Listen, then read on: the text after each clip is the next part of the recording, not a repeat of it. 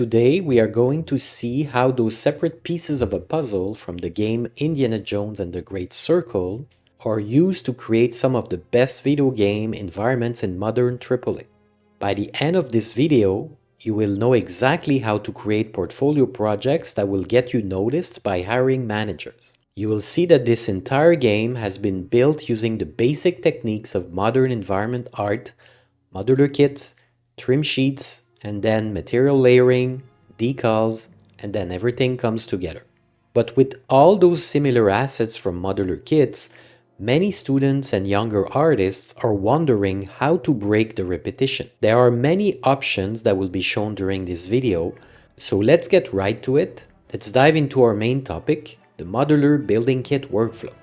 Now for a bit of context, I already made more than one video on this game in the past, but as part of a new series, I'm revisiting those environment art breakdowns, but this is the shorter version, as most of the previous videos ran around 40 minutes on average. This video contains the most important points from the previous ones, and I added even more great content for you to learn from. You can watch all of the previous videos right here. They are still relevant, but for those who prefer the condensed version, here we go. Let's start with the work of Vytautas Katarzis and one of the most clear and precise breakdown of the workflow used for building those modular kits. The artist is pointing out how everything was made from a combination of trims, tileable materials, and baked add-ons. This is the best insights you can get into game productions. I have nothing against schools. I graduated from a game art program and worked as a teacher for over 11 years, but this is the real deal. In school, in most cases, you will learn how things were done 5 years ago. This game was released in 2024, and thanks to these breakdowns, you can learn exactly how the art team worked. From blending textures with vertex painting, to geo-decals and assembled trims, to damaged bits, to how they reuse bake parts that uses rotation to break up repetitions, we are assisting to a very dense masterclass in AAA environment art production here. We can also see that senior artists at MachineGames were creating their own material, the modular kits, and they were putting everything together in the engine themselves. That is golden knowledge, as if you eventually apply there, you know what the requirements are. As a junior, you might not be asked to do as much, but going up the ranks, you would be expected to own most of one environment. One more example from this artist, showing off architectural modules and most importantly, material layering. With careful fading of materials, discoloration, calculated wear, small geometric offsets help designing the weather look they were going for. The artist points out that the foliage, the pavement, floor materials, roofs, and pillars were created by other artists, so it's always a job of collaboration. Now let's move on to the work of artist Pawel Kostecki. Let's take a look at his work on the barrack kit that can be seen throughout the Gizeh map. We can see the full process here. We have the tileable wood materials made by the artist. He expanded and finalized the kit after taking it over from the initial architectural pass. The metal roof texture was made by another artist. So again, teamwork. Other artists also expanded the kit and created custom pieces using finalized trims and tileables. Next, we have the artist's work on the Nephilim bridges, and we can see the wireframes which are showing us that most hard edges are using chamfers and most likely weighted normals. We can also get a glimpse on how they manage chipped corners for the stones. You gotta appreciate how the baking are done perfectly. The asset corners look perfectly smooth despite having hard edges. Then you can see how much vertex density was used for silhouette readability. Each triangle is used in a context where the distorted shape can be read even from a distance, leaving some creases and other cavities up to the normal map. In the tomb kit, we see a different approach.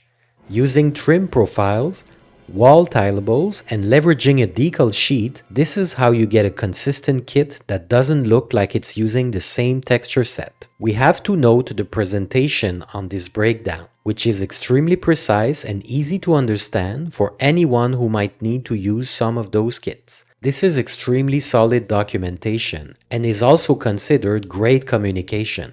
So on your portfolio, if you spend the time to make such detailed breakdowns, you're proving that you are good at communicating.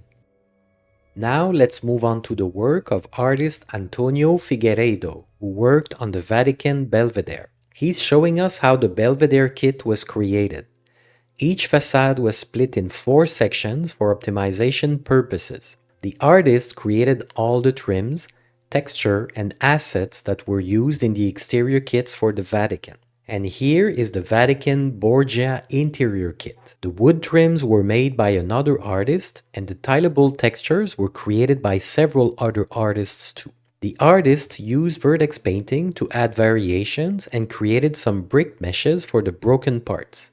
I'd like to show the materials created by the artist to, again, show how things are at this studio. While being a AAA production, most senior artists were ordering their materials, which is not what most AAA pipelines allows. In most AAA studios, you have dedicated material artists and environment artists and 3D artists, each providing some specific assets, and ultimately the environment artist is the one who is putting everything together and communicating with the others.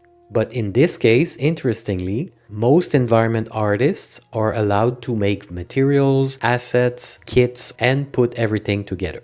If you're learning from these videos but are still struggling to put everything together into a full environment, that's exactly why I built my full course. You'll build the entire scene step by step in real time, understanding composition, scale, materials, and lighting, so you can apply the same process to your own worlds. These environments were created by students using the same workflow you will learn here. It's designed for artists who already know the basics and want to create a professional portfolio work, not just isolated studies. This isn't about learning tools, it's about learning how professionals build environments. If that's where you're trying to get to, you can check the link in the description. Let's now look at the work of George McLay, who worked on the Via Giulia Palazzo. This was part of the DLC.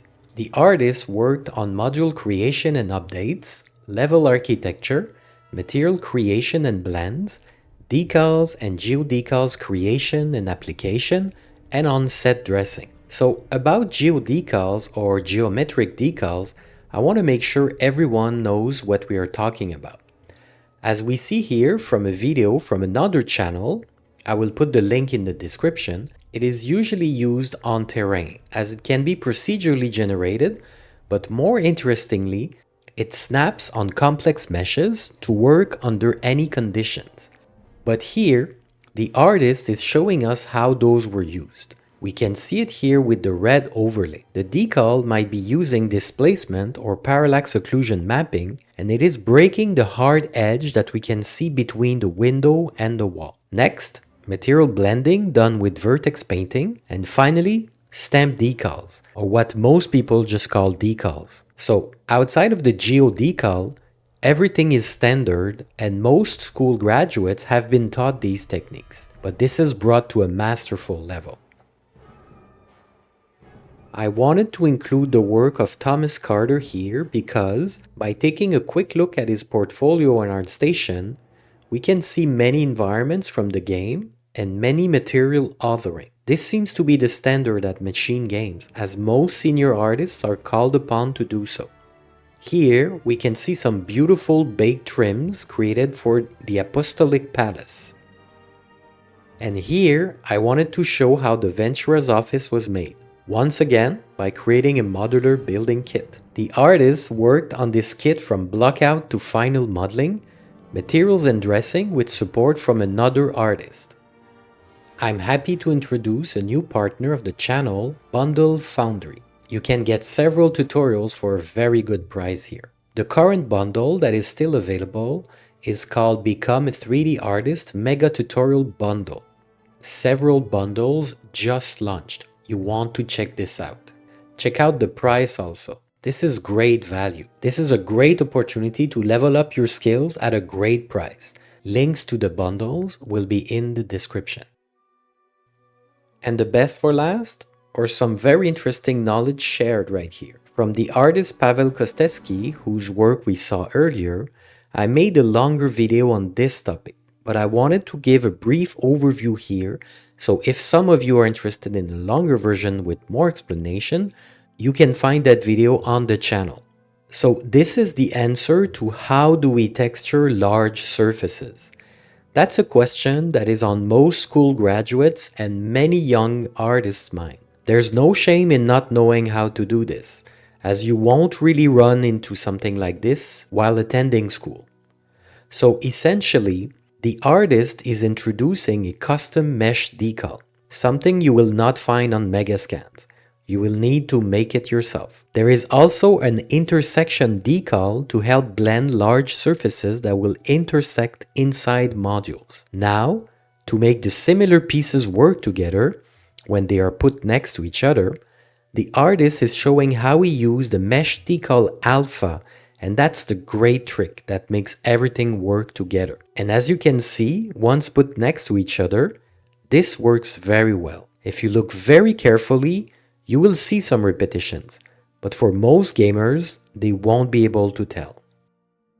In a job market that is becoming more competitive every week or every day, your talent and level of skills will not be enough to set you apart. You might have a lot of talent and an eye for the finer details that will help you, for sure, but you have to give the recruiters no choice but to consider you. Take some time to analyze and appreciate these artists' portfolios. Don't be fooled by the nice logo that everybody knows, even outside of the industry, or the years of experience these guys have. It's not about competing with them. They would not apply for the same roles as you. All the artists presented in this video are either seniors, expert, or could aim for a lead position or an art direction job. So you want to take the same approach. Whether you have a game credit or you're working on personal projects, you want to show beauty shot. That's good for HR, recruiters, and talent acquisition specialists. But what you really need is to take the time to produce in-depth technical breakdowns. The ones shown here are some of the best I have ever seen. They contain a lot of information and they communicate ideas very clearly, that is proving the claim that one is great at communication. You know, like on every single posting, you will see communication, teamwork, right? Well, having such complete documentation is a proof of great communication skills. In this field, claiming that you're good is not enough. You will have to prove every claim, and your portfolio can do much more than you know. Indiana Jones and the Great Circle was developed using a custom, highly modified branch of ID Software's ID Tech 7 engine, which MachineGames called Modular. Because this engine is a branch of a world-renowned engine for its aggressive optimization and performance as seen on Doom Eternal, the artists must be mindful of optimizing geometry budgets and minimizing draw calls. Paying close attention to the texture memory budget is also crucial. All that while making sure the game looks and feels cinematic, because it's not just any game, it's Indiana Jones, one of the most iconic IP of the last century. This IP gave birth to Tomb Raider and Uncharted. These two would simply not exist without Indiana Jones. So the artists working on this game had to pull all the stops and use all the tricks in the book to make sure this game would look good and run smoothly. In other words, we are looking at a masterclass here. I hope you are learning from this. Now, how did these artists get there? AAA studios aren't looking for artists who just model in texture assets. They want technical problem solvers who understand how assets function within a larger system. When you build a portfolio piece, you have to display your modular kits, your poly counts for your props and your hero assets, and your trim sheets, just like what the production team at MachineGames did here. Understanding the theory of draw calls and modularity is one thing, but executing a production-ready environment kit from scratch is another. If you want to master these exact industry standard workflows, check out my comprehensive foundation course on Udemy linked below. We break down every single phase step by step with zero time lapses, showing you exactly how to build optimized, production-ready environments from A to Z. I'm also offering a AAA portfolio checklist that might help you figure out what's important for employers when applying for a job. The link is in the description. And a quick thank you to the members supporting the channel. Your support helps make these videos possible.